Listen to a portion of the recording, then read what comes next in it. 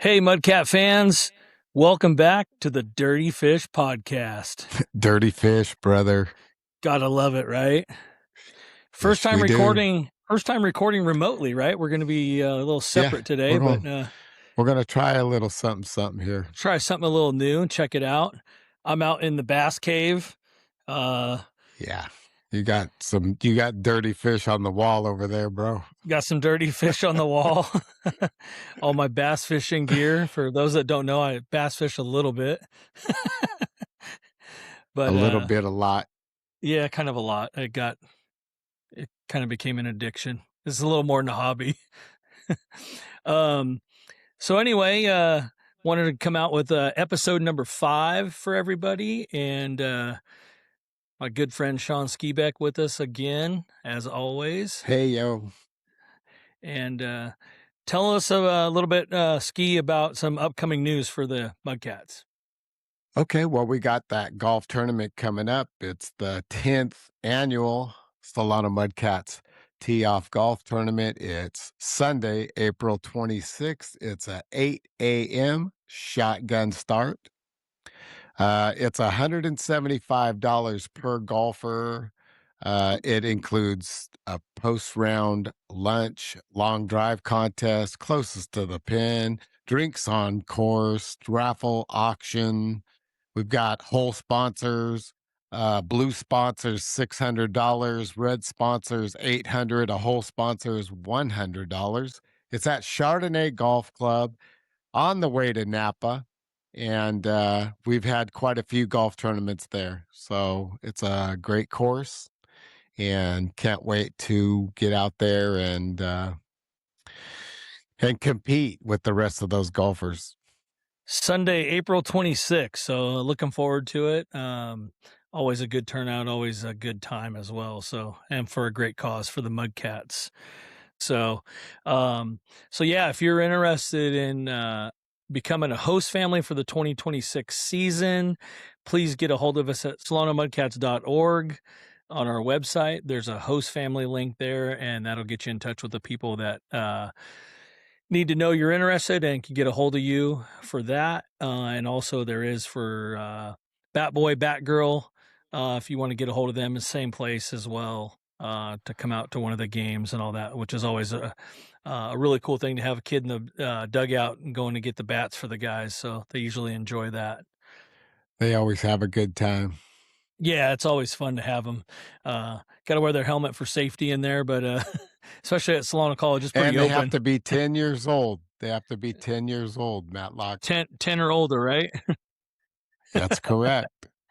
Awesome. That's great. No, always a good time. So, other than that, if you want to become a sponsor of the Solana Mudcats, go to our website as well. There's a sponsor link on there, and get you in touch with our president, and he can contact you and talk about all the sponsorship opportunities that we're going to have upcoming this year. So looking forward to that as well. We don't have any guests today. You and I decided to talk just a little bit about some of our past guests. So far, we've talked to Preston Freeman, who's doing really good out at Nebraska. What did you say earlier? He got a couple hits? He was in the lineup yesterday, got 2 knocks. Nice. Yeah, good for him, man, getting in the lineup first year at Nebraska. So that's really cool. Really proud to hear of him doing that. So we also had Bronson Ballhome, party animal catcher. Bronny Braun, yep. Last 2, we had to make that a 2-parter. Bronny likes to talk. Man, that guy, he rolls it out there. He We had does. to cut him off a couple of times. Yeah, absolutely. But man, always fun to talk to Bronny. He's having a great time. They're going to be. Oh yeah, he's a great guy. The Texas Tailgaters versus the Party Animals will be out at Sutter Health Field in Sacramento, West Sacramento, Friday and Saturday. Julie will be at that ball game. Yeah. Yes, sir. Friday, March 20th, and Saturday the 21st. They 2 days up there, Friday and Saturday. So if you're looking to go see some banana ball, get out there and see those guys. There's probably no tickets left. They're always hard to get tickets, but if you have tickets, you're in luck. You're in store for a great time. Your first time seeing it, right? That's correct. Yeah, you guys will have a blast. So you'll have to get a hold of me after you go and tell me how it was. So, other than that, upcoming, what are we looking for guest wise? We've talked about some different guests. Who are you looking forward to having?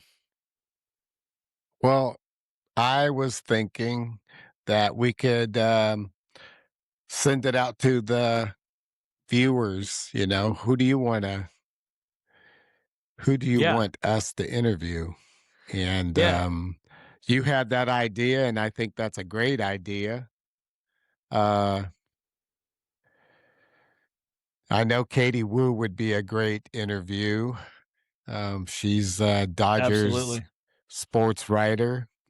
Yeah, Um, for the Athletic, right? She works for the Athletic, assigned to the Los that's Angeles correct. Dodgers this year.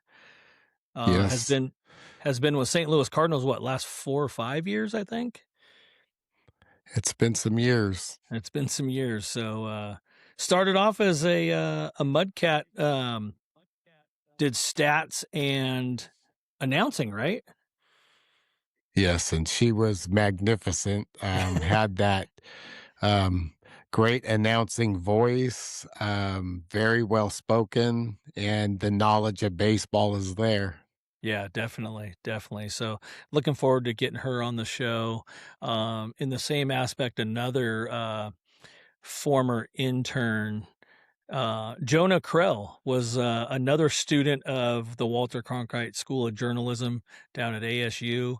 He's out in the Midwest now, doing sports broadcasting, I believe, for a news channel or something. So would love to get him on the show as well. How about any former players that you think? Man, I would love to interview Kim Cornist. Oh, A corn dog. blast from the past. Yeah. 28 home runs in a summer. It'll never be broken. I mean, the guy could hit from pole to pole, left field to right field, home runs, fast, just and a great guy. So hopefully we can get Kim Cornist on the broadcast. That would be awesome. I went to high school with Kim. We both went to Armio. He was a year ahead of me. The guy was a tremendous one of the most athletic people I've ever met. Um, Played football and baseball with him, and the guy was just so athletic and such a nice person too. Just always been really down to earth and always willing to help out. And I never saw him in his Mudcat years because I wasn't around the Mudcats at that time. But hearing some of the stuff he did doesn't shock me one bit. I think he does. He have the single season home run record. Yeah, he Yeah, home yeah. run record, RBIs. I mean, he had some great summers with us. I was actually his first baseball coach when he was 7 years old. I was 14 and I ran a Sassoon City Sandlot Baseball League. Um, right there on 333 Merganser in Susoon. Now there's a big building there, Yeah. but that was our ball field, and it was a lot of baseball. Kids from 5 years old to 18 years old, from sun up to sundown. It Oh was my goodness. awesome. That's great. Oh, man.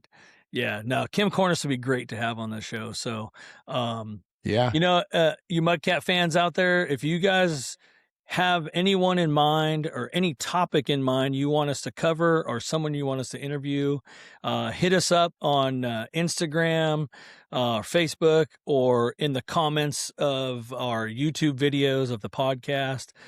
We'd love to hear from you and see what you guys want to see or hear. So we'd love to do that. We got a lot of ideas, but we want to see what you guys come up with as well. So Yeah.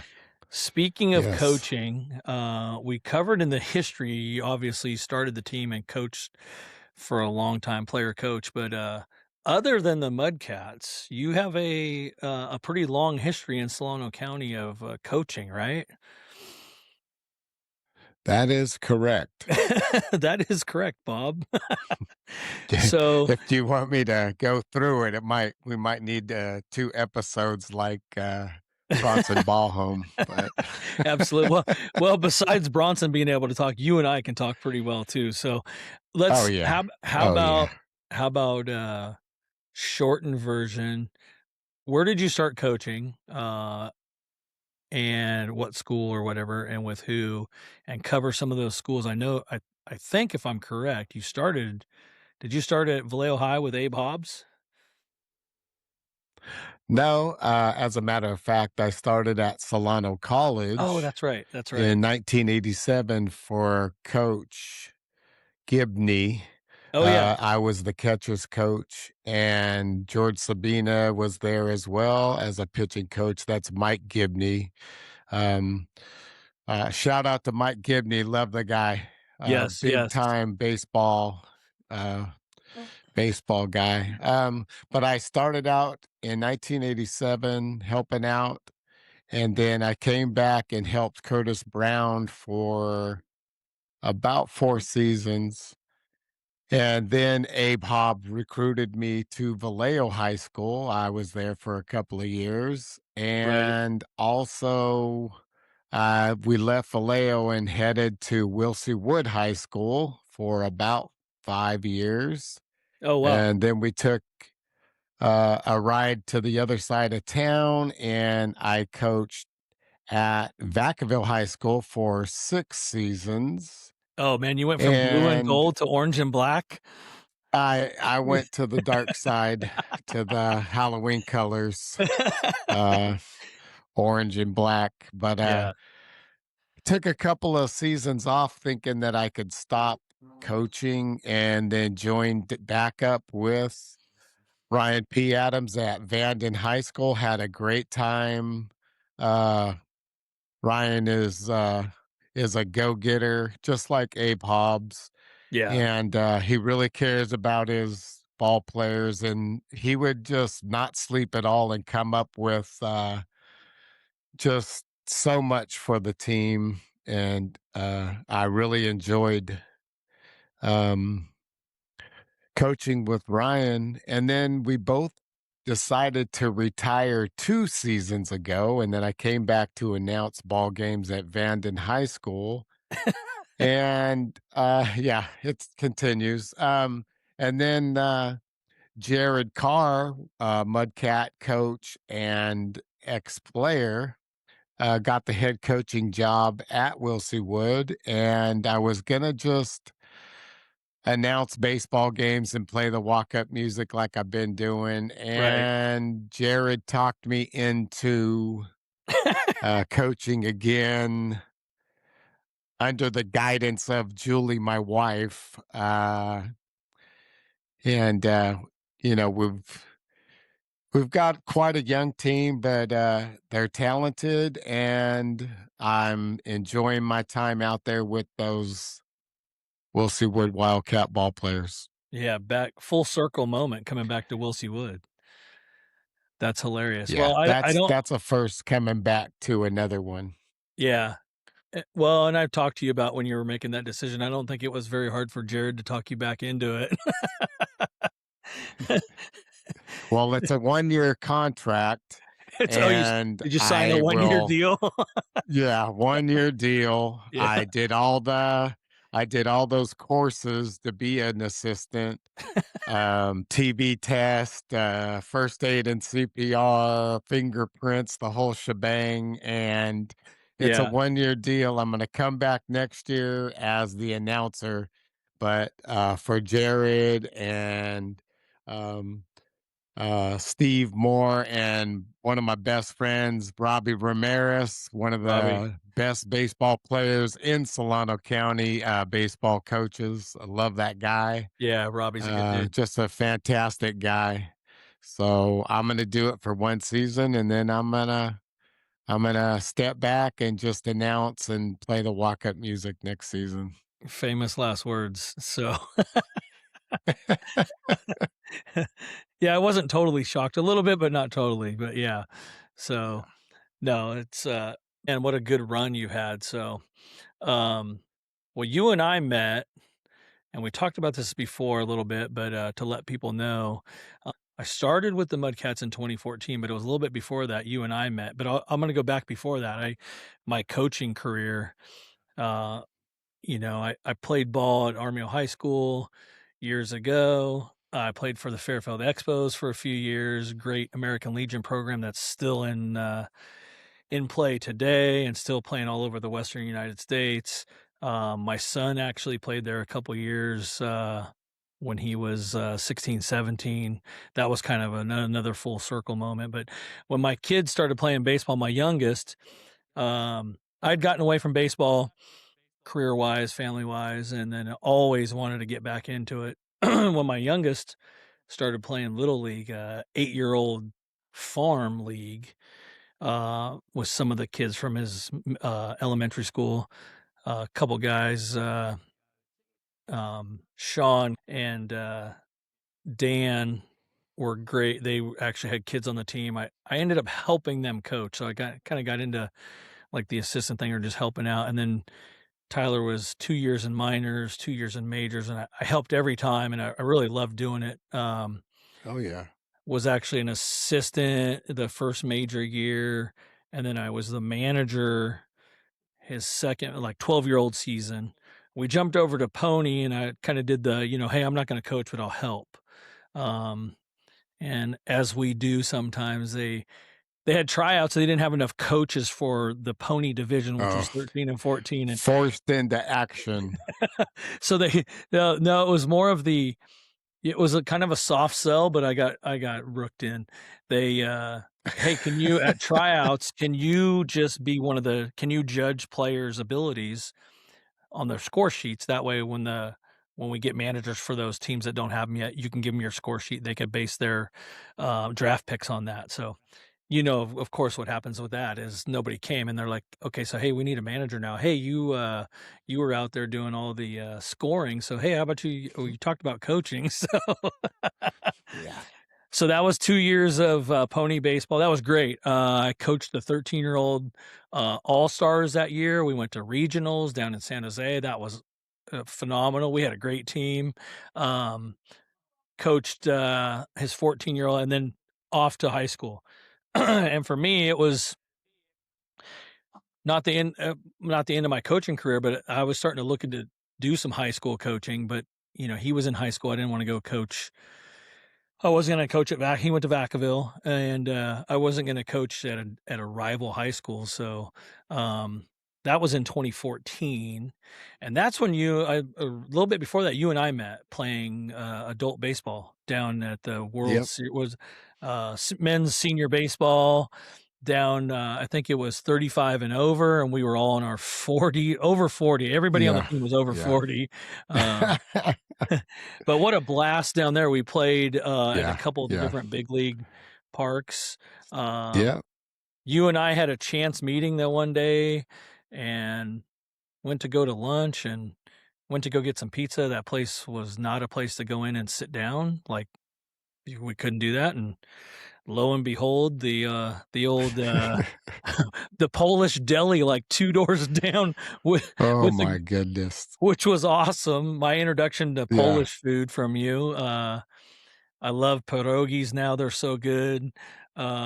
But yeah, remember the guy playing the accordion in there and the Oh, man. I must have tipped him, 20, $30, man. Keep it going. yeah, I think he was from the old country. Oh, yeah. Yes, he He was a was. Our he our was waitress original. had the big our waitress had the big rosy red cheeks Yeah, and, yeah, oh, man, and she just was like, just, what authentic. she was younger, but she was like 2nd or 3rd generation here from, the family from Poland and all that was so cool, and the food was delicious, but, Yeah. Yes. uh, you and I kinda started a friendship there when you invited me to help out at the Mudcats youth camp, which was phenomenal. I had a blast with that, and I was looking to get into coaching, especially with my kid. I'm not coaching my kid anymore. Where am I gonna go, right? And then it was one day at Willsiewood, I remember it like it was yesterday. You asked me to come help clean up.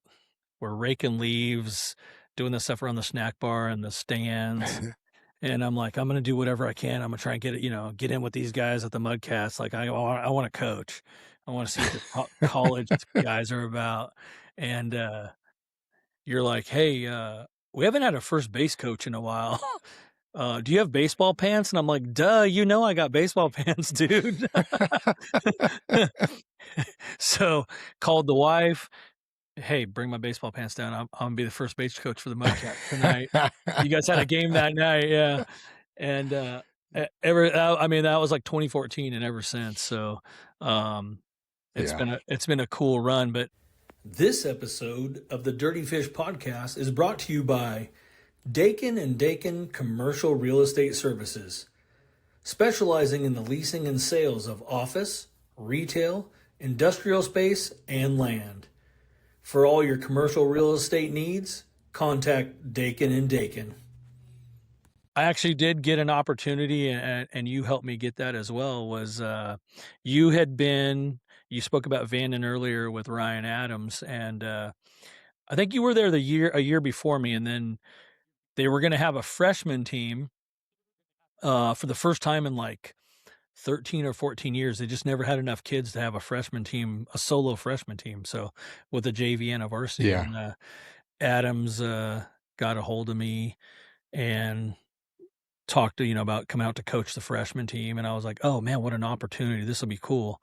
Um, and Todd Langdon was going to be the head coach. I think I had met Todd just a little, like once or twice before, but I think at a couple of the alumni games. But Todd was great. Todd was the head coach. I was an assistant. We had a good year with the freshmen. Are great. They're fun. There's a lot of learning, and I just truly enjoyed working Oh, with yeah.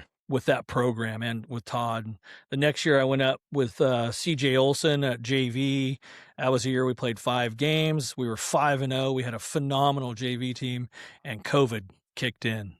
No more baseball games. I think we were in Woodland, and it was like we finished the game and they go, "Oh, by the way, that was your last game." I'm like, "What?" Yeah, COVID restrictions. So Yeah. I went back Oh, down yeah. and I went back down the next year, coach freshman by myself. I never recommend that to anybody, but you and Adams, that was so difficult because I was working still. I was trying to get off early Yeah. and get out there, and but we did. You guys worked it out where we practiced right after varsity, and you guys would get them Yeah. going. You guys would get them going, Oh, throwing and yeah. stretching and all that, which was awesome. Yeah. Uh, Yep. and it was neat to see those kids. And then the 3 years after that, I was the pitching coach for. I got an opportunity. Brosnan had left, and I got an opportunity to put in for the pitching coach job for varsity. And man, we had some fun. You, me, Adams, J Ray. That was a great coaching staff. I had a blast. Oh, yeah. Oh, yeah. It was nice. Yep. And then you, myself, and Adams. When Adams decided to kind of hang it up, it's like, yeah, it's time. I'm retired now, and spring. High school ball You is became still. a professional fisherman, that's what you did.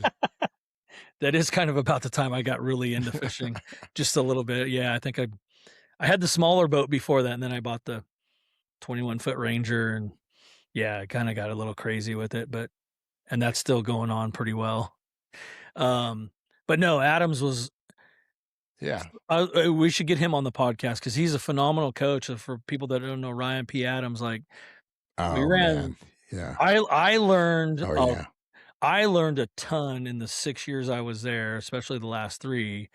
About the game of baseball, and you think you know it all, but coaches can always learn. But Adams is phenomenal. I mean, those high school practices were ran like a college practice every day. Uh, Man. Yep. it was pretty intense, but it was fun. I mean, you and I like to goof off. We probably got yelled at a couple times ourselves. Hit it to the bus. Hit it to the bus. Don't hit it to the bus. Don't hit it to the bus. Yeah, don't answer questions Adams is asking the kids.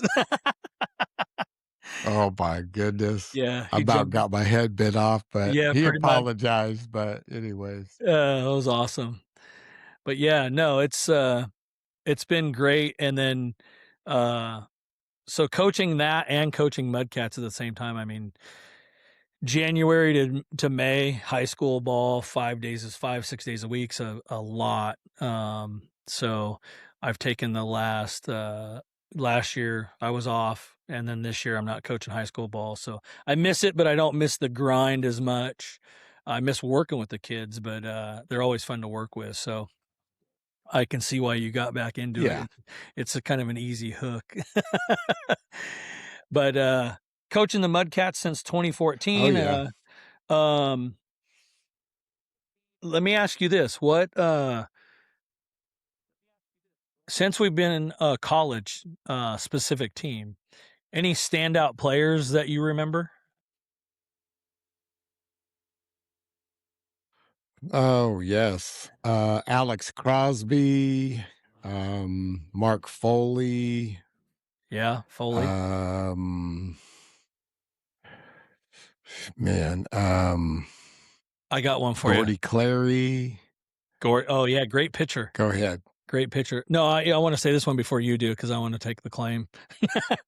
I remember my first year coming out with you guys, and I was like, the game speeds up from JV to varsity to college, right? And you don't realize like how good these guys. I don't care Oh if you're yeah. from JUCO to Division One, and everything in between. Everybody's really good. They're really good baseball players, but then there's guys that stand out. And to this day, the one guy that still, I mean, we've had a lot of good players. A lot of guys get drafted and few years in the minors, things like that. But the one guy that really stands out to me was my first year because I even said like, is that guy like is he that good? Do you know who I'm talking about? I Shortstop? man, there's a few guys. Oh, Alvaro Rubacaba. Alvaro Rubalcaba. That dude to this day, I get chills thinking about it. To this day, that guy is one of the best shortstops or infielders that I have ever seen personally and got to watch. And I'm very thankful I was there for that. He went on to Cal State Northridge, and then he was drafted by the Angels and played a few years in their minor league program. And I think that was it. But that guy, a super nice guy too, super nice, humble, but like super hard worker. But to this day, I still remember like the range, his footwork, Oh yeah. and his arm strength. Phenomenal. Yeah, and his hitting was pretty darn good, and I think that's where I mean his fielding was superior to probably anybody. And then Yeah. the hitting was good to great most of the time, and then sometimes a little bit kind of on and off. But to this day, I still like that dude is the one of the best infielders I've ever seen. Still. Yeah. He made plays. Oh my goodness. That guy made plays that you like damn, that's in the gap. But that's in the 5-6. Oh my God, he got it. Right? Oh, and he threw him out? Like, holy crap. Yeah, he was very good, man. He was Oh, very good. oh my God. And then we had Jared Denning, catcher. Oh, Denning, he could hit, man. The guy can hit a ton, yeah. And Yeah. from American Mike Canyon. Driscoll, Michael Driscoll, Yes. good left-handed hitter. He could hit it. There Yep. was a guy before that, Jacob Wark. He was from Cal, and he was actually the starting tight end for Cal football, and he was the first baseman. And this kid, he hit some balls I've never seen hit before. Um, over at Wilsey Wood into the parking lot at Costco. I mean, no balls have ever been hit there. Yeah. Yeah. I mean, Just it's a and short porch, and a but great kid, man. yeah. He was a great kid as well. I hated coaching first base. Those first I loved it. It was a love-hate relationship. We had the first couple years I was a coach and I was a first base coach. Do you remember how many lefties we had in the lineup? Oh yeah, we And had some lefties. we would go like 3, 4, 5 in the lineup or 2, 3, 4, 5 in the lineup, all lefties, right? Like, um, and it was insane because they crushed the ball, and Oh, yeah. a lot of them were big time pull hitters. So standing in the first base coach's box, there's not much room to get out of the way at Wilsey Wood because the dugout's so tight to the field. Um, Yeah. I got whacked over there one time, pretty bad, pretty good. Yeah, that was a shot to remember off the forearm, but, yeah, we had a lot of good guys that could really hit the ball. We could probably go on and on. Yes, A leadoff hitter, second baseman, Joe Murray. I love to watch Joe Murray play the game. He was yes. phenomenal. That guy could just get it done with the bat, with the glove, and with his legs. One of the best base stealers I've seen since I've been with the Mudcats. So much so, do you remember in Reading, he got on base, I think he got a walk, if I remember right. He got a walk, stole second within a pitch or two, stole third, same batter still up, stole third, and I think he either watched one pitch or he went on the first one. I can't remember if it was the first or second pitch, and he stole home, and it wasn't even close. Yeah, yeah, Like phenomenal. yeah, Strength and conditioning coach now at yeah. is he at Washington State or University of Washington? Sorry, Joe. Um, We'll have to check that. yeah, he's at one of those two. He'd be good to have on the show as well. So Oh yeah, man, heck yeah. yeah, no, that's another good thing. A lot of our the coaching, a lot of our guys have gone on to other careers, even like outside of baseball and or still within the realm of some sports, and that have been really successful. So, would love to see some of those guys and talk to them on the podcast too. That would be The really. Mudcat the Mudcat coaching tree is huge. I bet. I bet. There Yeah. are so many ex-players that are coaches now or were coaches, Yeah. and they'll continue. They will continue to be coaches. Yeah. It's awesome. A lot of the players have gone on. A couple of our guys were at Fairfield High School, um, coaching there. Pizzola, Yeah, Anthony Spini. Pizzola, Nick Spini was the got the coaching job out there, and Pizzola was helping him, and uh, had a young program, but really brought them up the first couple years they were there, which was good. Um, you got Gordy Clary's coaching over at Vaca High. Um, Yeah. Jared Carr was what JV at Vaca High, and then came over and coached with us one Yeah, year. Nick Voigt was, Nick Voigt. the head coach of the Wilsey Wood Wildcats, and Ryan P. Adams was a Solano Mudcats ball player, Yep. and we could probably go on for, like I said, maybe episode 2. Part two again.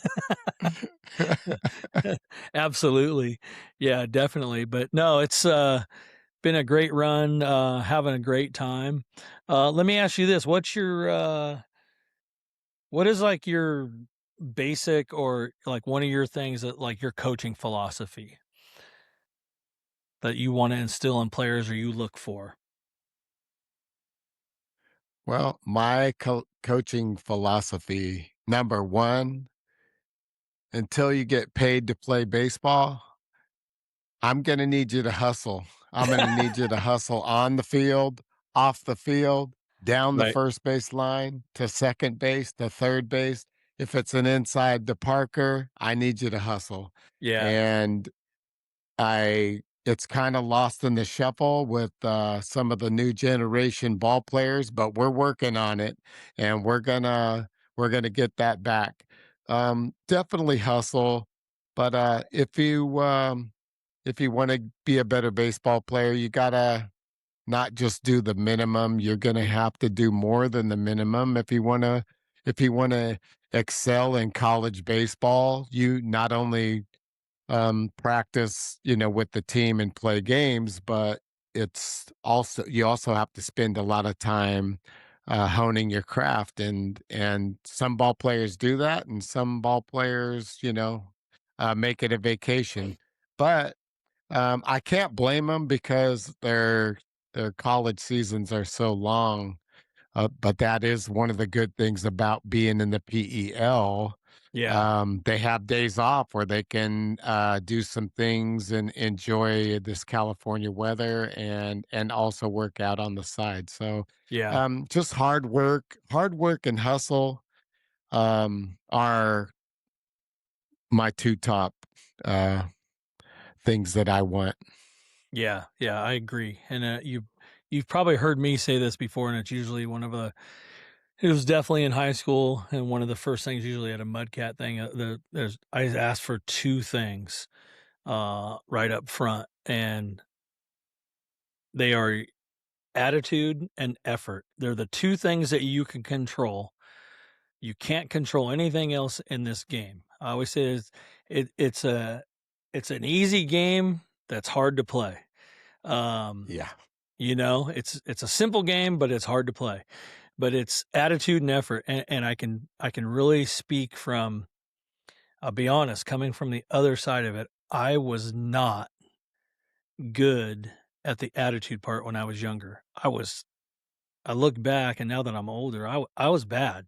Throwing gloves, throwing helmets, just stupid stuff that I wasn't mad at anybody else. I was mad at myself for my performance. And um, I look back and like, better attitude, always put in the effort.